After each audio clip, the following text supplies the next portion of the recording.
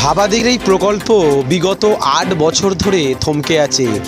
এলাকার স্থানীয় মানুষের দাবি যত তাড়াতাড়ি সম্ভব এই প্রকল্পকে বাস্তবায়িত করার জন্য।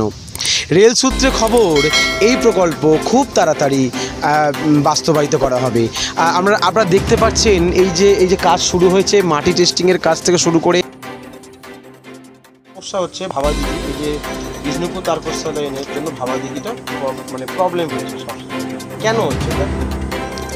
ওরা বলছে জলকর বাঁচিয়ে রেল লাইন হোক।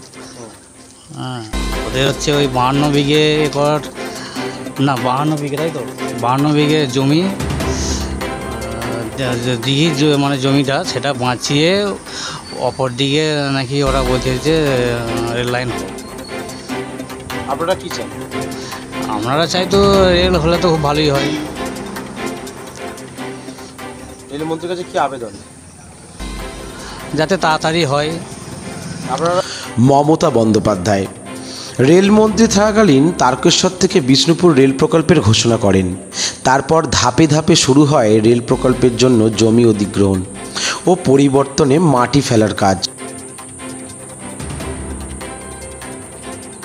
প্রশ্ন, মমতা বন্দ্যোপাধ্যায় এই রেল প্রকল্প স্বপ্নের প্রকল্প আদৌ কি বাস্তবায়িত হবে?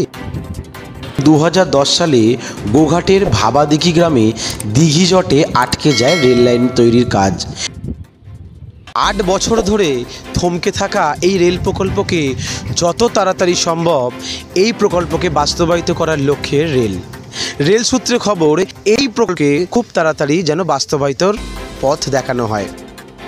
এই 1 কিলোমিটার রাস্তার জন্য 8 বছর কোর্টে কেস এই আন্দোলনকারীরা করেছিলেন। আন্দোলনকারীদের দাবি যাতে এই প্রকল্প খুব তাড়াতাড়ি বাস্তবায়িত করা হয়।